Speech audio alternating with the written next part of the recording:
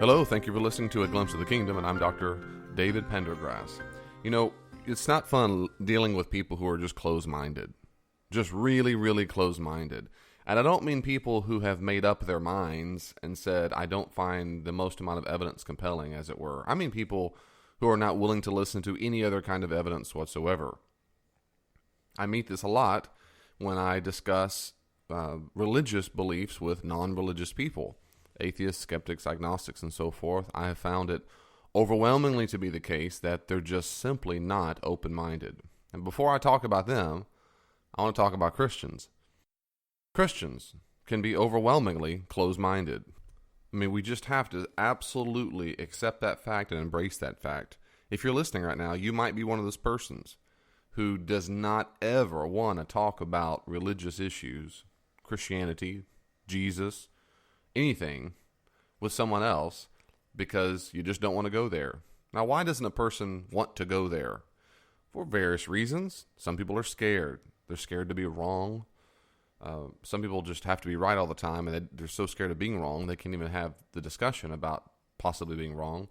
But also, some people are scared of being wrong because of what it would mean afterward. Well, if I'm wrong, that means I don't have a faith. Or if I'm wrong, it means I don't know what I believe. Or if I'm wrong, it means my parents lied to me. If I'm wrong, the preacher lied to me. And on and on. So they're afraid of the consequences of being wrong. Other Christians don't want to discuss religious issues because they had a bad example at home. They had a mom or dad who was fundamentalist, or an uncle who always argued every single time they had Christmas or Thanksgiving meals. In other words, there's all kinds of emotional and psychological reasons why a person might be, as it were, or come across or be closed-minded about religious issues. If you're a Christian, let me encourage you to be as open-minded as you can, to figure out what it is that is blocking you from having conversations with other people about differing beliefs. Really, figure it out. What's going on inside of you that makes you so scared or so resistant to having a conversation about Jesus with someone or your view of God? I really encourage you to get to the root of what it is and then heal from that, change it, and start having good dialogue with other people. I think one of the most, frustrating, discouraging things that Christians can say to non-Christians when they ask them, well, why are you a Christian? Why do you believe? They say this: I just do. Or because my parents are. Or because I'm from America, or whatever. These, of course, are not very good reasons for rational reasons for someone to believe in something. They are reasons. But, of course, that will frustrate a lot of people. If you think about it, if you said this is the very best restaurant to go to, and I said, why is that? And you said, I just believe it. And I said, have you been there? Well, yeah, but I don't want to talk about it. Well, what's the food like? I don't know. My parents ate the food there, and they said it was good, and I trust them. So, in other words, you might find that a little frustrating if you had no reasons whatsoever to find something compelling. That doesn't mean you have to have a reason for every single thing that is based on just logic or just this or that, but it just means you got to have something. So, Christians, I encourage you, don't be closed-minded to having conversations. Do what it takes to get past the fear, the insecurity, and whatnot, to have good conversations. You certainly don't want to accuse other people, like atheists or non-believers, to being closed-minded while you yourself are. Now, that doesn't mean, of course, I'm going to say this quick thing before I move on. It doesn't mean you can't come to some conclusions. Having conclusions doesn't mean you're closed-minded. Now, atheists have charged me with that through the years, and I've seen it online and so forth, but that's just silly. I really am convinced that 2 + 2 = 4. I'm not closed-minded to it being 5. I just don't find it compelling. But the way I demonstrate that I'm not closed-minded is I'll have a conversation with someone about that. I'll say, nope, it's not 5. Let me get out 5 pencils or 4 pencils and put them together, and we'll see what happens, and so forth. I don't know. It's hard to have a good analogy with that because it's such a self-obvious truth. But the fact is, I demonstrate I'm open-minded by having a conversation and then hear the other person's arguments or evidence as best as I can.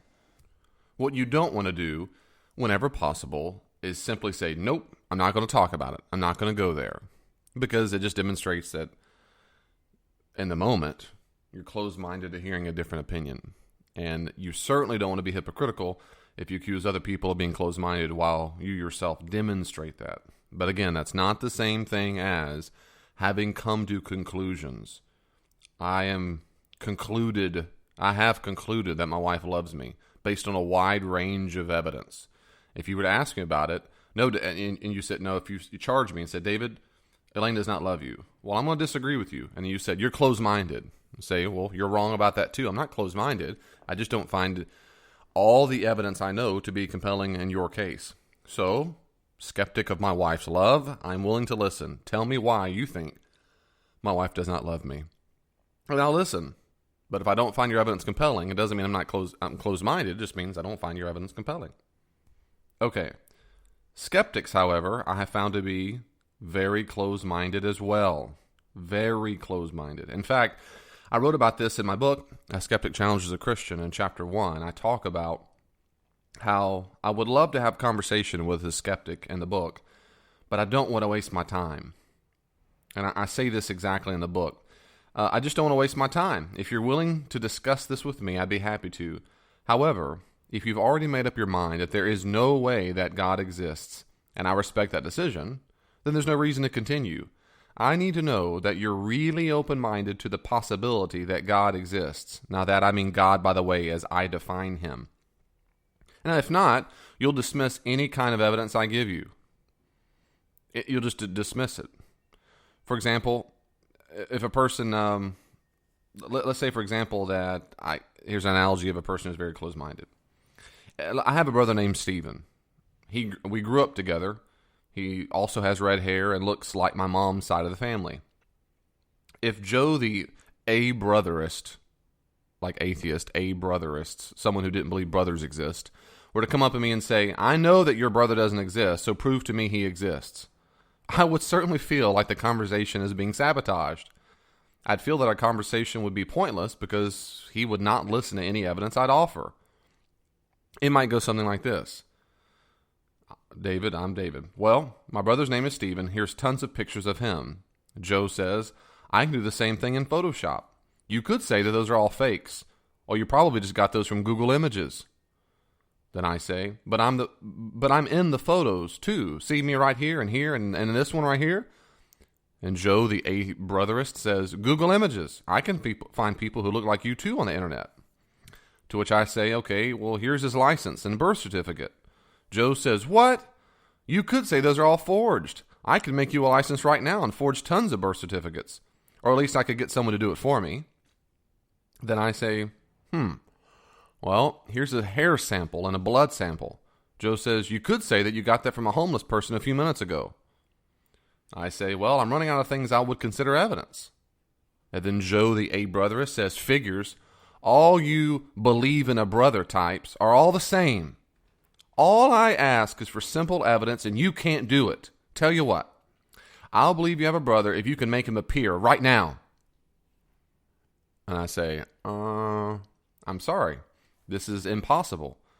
He has a free will and lives down the road a bit. He doesn't move at my bidding. I'm not sure if he's available or if he even wants to come to. Joe says, I knew it. All I asked is for one simple thing. Just have your brother appear right now. What's the big deal? Or I'll tell you what. Just get your brother to send you a text message right now and confirm he's your brother. Then I say, okay, well, give me some time. So I type on my phone and I wait. Well, here it is. Look. And then Joe says, that could be anyone. How do I know that's your brother? See, this goes on and on. Then I say, I go and get my brother. I bring him and say, look, here's my brother. I introduce you to my brother. And Joe says, yeah, right. This could be anyone. You could say that this is that homeless guy you gave your hair samples and blood types to. And I say, wait a second. Ask my brother about my childhood and see if our stories coincide. And Joe says, this doesn't prove anything. You could say that you spent the last hour going over our stories in collusion. Anyone can make up stories and agree. Do you see what happens?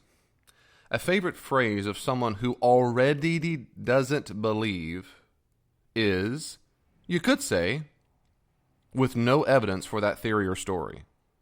A favorite phrase of someone who already doesn't believe is, you could say, with no evidence for that theory or story. I have found it overwhelmingly common that this one phrase is a ploy. It's a red herring. It's meant to get the discussion off track and waste time at best, or at worst, embarrass the person. The fact is, people are not always open to the evidence. And when you're going to meet skeptics out there, sometimes you're going to meet them, and it doesn't matter what you say or what you ask, they're just closed-minded.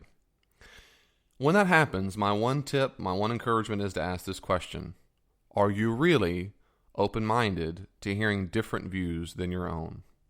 And then you listen for an answer. You might ask it this way: what would it take to find this belief compelling to you? What would you need to believe? And if they look at you crazy or go, well, nothing, I think the whole thing's just stupid, then you know they're not open-minded. It's over. Don't waste your time. Say, all right, thanks a bunch, and you leave. It doesn't matter, because you're not going to convince them because they're not open-minded. So my tips one more time are, you can just ask the question, are you open-minded to having a different view? And another kind of way to say that is, what would it take for your view to change? What would it take? What kind of evidence would you need? And then see if you can provide it. God bless you. I'll see you next time. Thank you so much for listening to A Glimpse of the Kingdom.